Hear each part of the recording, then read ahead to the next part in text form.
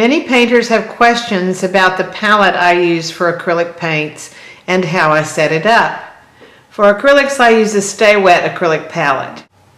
I like the Stay Wet palette because it not only holds my paints open, but it is very nice for loading and side loading your brush. There is another demo that will be done later about side loading the brush on the Stay Wet palette. When you initially set up the palette, you want to run the paper under hot water for just a few minutes. You no longer have to soak this paper. Then you want to put as much water on the sponge underneath. It's very, very wet. When you touch it, you can see how wet it is.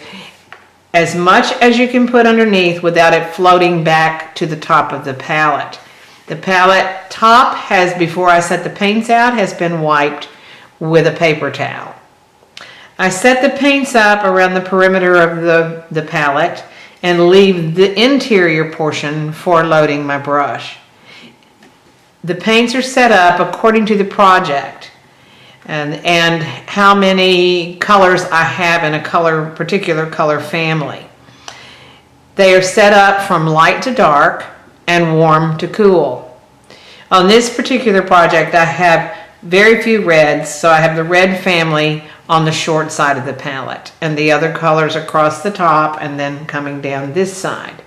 These are Deco Americana paints. Those are what I use for all of my acrylic painting.